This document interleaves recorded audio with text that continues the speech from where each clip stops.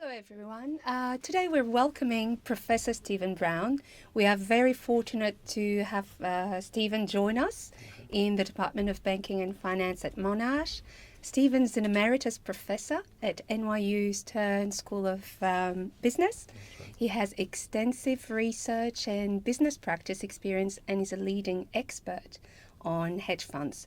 So we are very fortunate to get some insights today Thank you. on managed funds and hedge funds in particular, our topic for week 6. So Stephen, I understand that you do have extensive experience and research on the hedge fund industry. Correct. With students in class this week, we had a look at various managed funds, but I would like for students to gain a particular insight into what hedge funds are, what are their roles within the financial system, what role do they play, and what are they? What are they? Yeah.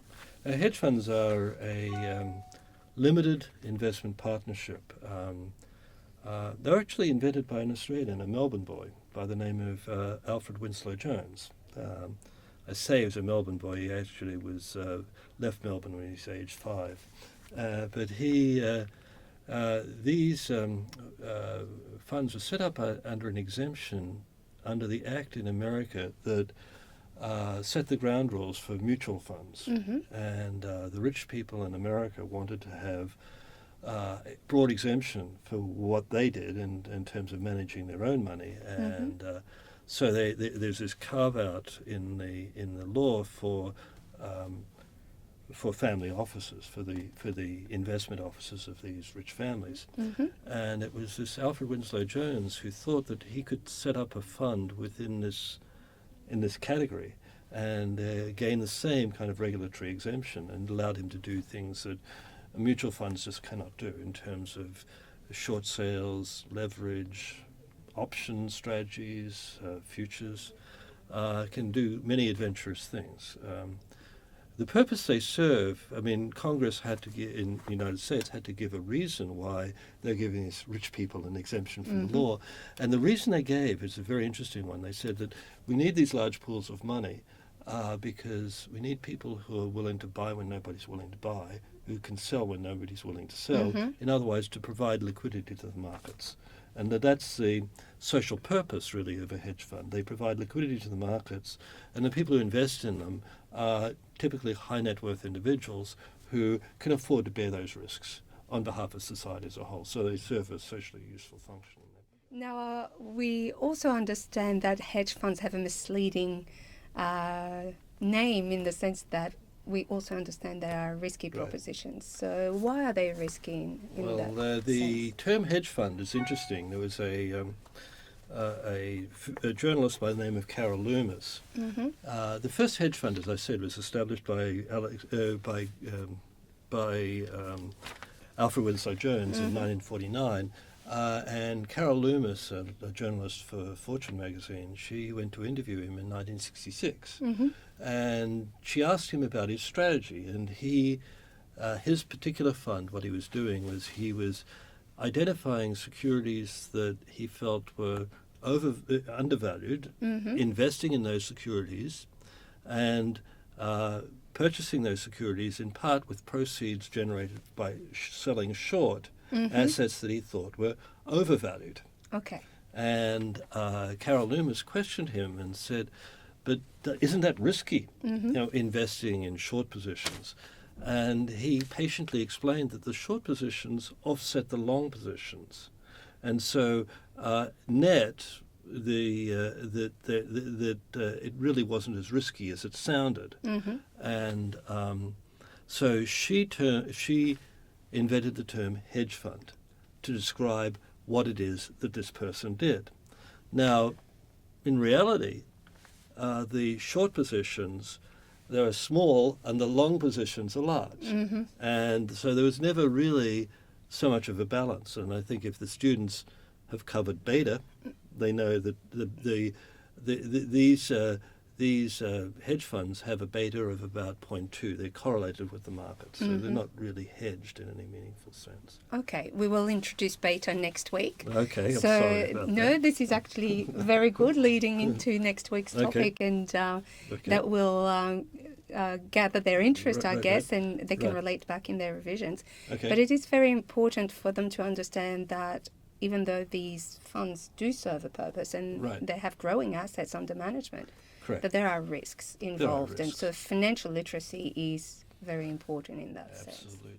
And this has actually been a topic of my research. Investor suitability Mm. is a crucial issue for hedge funds. And the reason is that under the regulations that set that under which they live, they're not required to disclose anything to anybody. Mm-hmm. And anybody, it's sort of buyer beware. And so if you invest in a hedge fund, you have to be very well informed. Sure. And it's a little ironic in Australia, posties can invest in hedge funds, but in the United States, I know about as much about hedge funds as most anybody does, but because I don't have a large sum of money to invest, I'm not considered a qualified investor, and I'm not allowed to invest.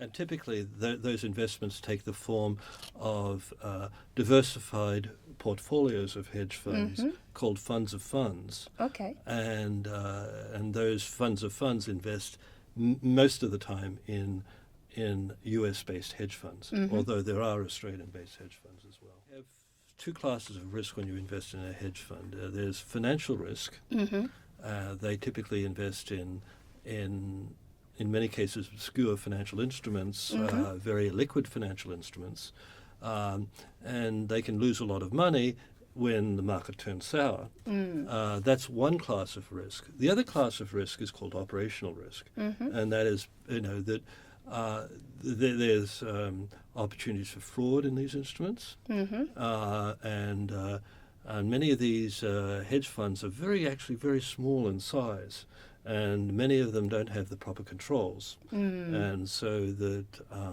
an investor in the fund has to be extremely well informed to do the research to understand what they're really investing in.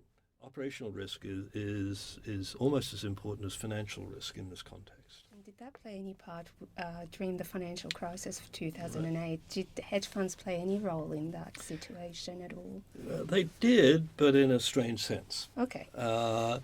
The first intimation of the financial crisis was the failure of Bear Stearns Asset Management and their hedge funds. Their hedge funds were heavily invested in mortgage-backed securities, and everybody thought that Bear Stearns is a famous bank, and they're invested in these mortgage-backed securities, and therefore everything is right with the world. Sure. And then when the Bear Stearns hedge funds failed at the very beginning of the financial crisis, everybody said, well, maybe things aren't so good with these mortgage-backed securities, and therefore we should start to investigate. And when people started to look at the books and they discovered how risky these things were, then these valuations fell and the market collapsed. The hedge funds themselves were not a part of the story at all. Okay. Even though the financial crisis did not occur in these small segment of the financial markets, they really occurred among the money center banks, the most regulated part of the market, not in this unregulated strange corner. There have been calls for hedge funds to be more regulated, have more transparency. So what are your views on this, on this at all? Well, I think that people, yes, that's true, that there are calls for more regulation. In part, this is because the hedge fund industry as a whole had very jealously protected its privileges and rights. And I testified before Congress, on hedge funds back just before the financial crisis. And in the New York Times, it was reported that Goldman Sachs Asset Management Company had spent far more on lobbying Congress than the entire hedge fund industry. And so it's very clear that, to me, that hedge funds were due for increased regulation. In fact, after the crisis with the Dodd-Frank legislation, hedge funds did become much more regulated. I explained in the beginning that hedge funds grew out of what are called family offices. These investment companies set up by wealthy individuals. In the Dodd-Frank reforms, they established a special category of investment vehicles that are exempt from all regulation. They're called family offices. Told that, well, in Australia, according to ASIC, the hedge funds are about 47 billion Australian dollars. That was as of last year. As of last year, I know that there's one family office association in Sydney that has over $200 billion. Australia is known to be the domicile of many of these new family offices that have been created under the new legislation in the United States. And I don't believe that people really understand that very much in Australia. But these are very important new financial developments in Australia. In terms of these new regulations, do you feel that they are sufficient, especially if mentioning the lack of awareness of these developments in No, the regulations of hedge funds are misdirected, and they're more to satisfy certain political demands after the crisis. Sure. And in two dimensions. Very large hedge funds are required to report to the Securities Exchange Commission their systemic risk exposures. Ironic is it's only for the very largest funds, but the funds that have the greatest problems with operational risk are the very small funds,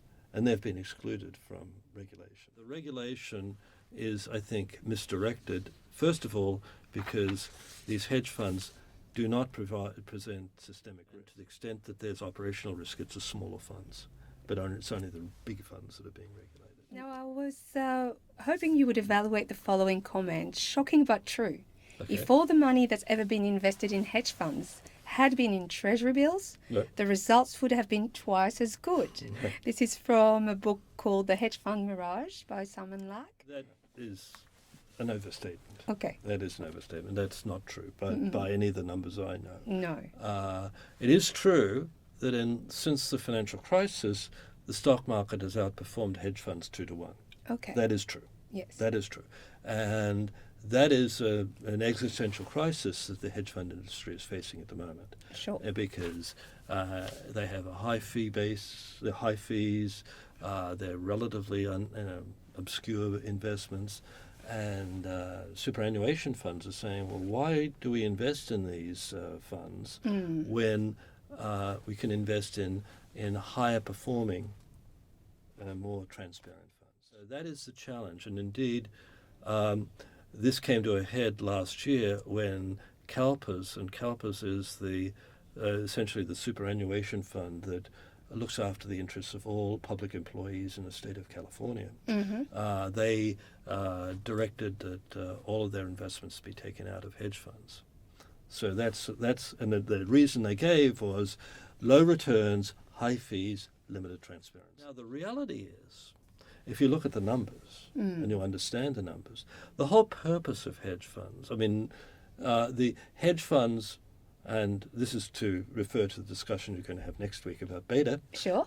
They are relatively uncorrelated with the market. And what this means is that when the market goes down, hedge funds do well relative to the market. When the market goes up, hedge funds do poorly relative to the market. That's the way the arithmetic works. Yes. But if you are a reasonable investor, you'd only be putting about 5 to 10% of your wealth into a hedge fund. And so what you're looking at is not how much money you're putting into a hedge fund and how risky it is, but how risky is it within the context of the whole portfolio. On an appropriately risk-adjusted basis, hedge funds actually did very well before the financial crisis, when they did much better than the market, and after the financial crisis, when the market did better than hedge funds. Yes. And that's what we care about, and we teach our students, and that's what's relevant is the return per unit risk. That's the right. return per unit risk on hedge funds was favourable, and it remains favourable to this day, even though in the recent past the market has done very well. You follow that guideline, you put all the money in the market, and then tomorrow the market collapses. Yes. And that's a very great danger. Well, I think hedge funds are going to be renamed. Okay. Essentially So- as family offices. Mm-hmm. The reality is that all the best and the brightest students in America, in my experience, they're no longer going into hedge funds, they're going into family offices. And that's just a renaming exercise. Sure. Because it's really the same investment philosophies and the same people and the same money under another name. Hedge funds as a sector unto themselves, they're facing trouble because it's harder and harder to persuade public sponsors to put their money into those instruments. So it's really, in a way, to appease public sentiment in some way or another by renaming them. Renaming them and really establishing that the market is, as it was before 2000, really for high net worth individuals as a place to put their money. It's been an absolute delight having you on our Thank you. panel discussion today, and Thank you very we love having you here in the Department of Banking and Finance. Thank you very much. Thank you, Stephen.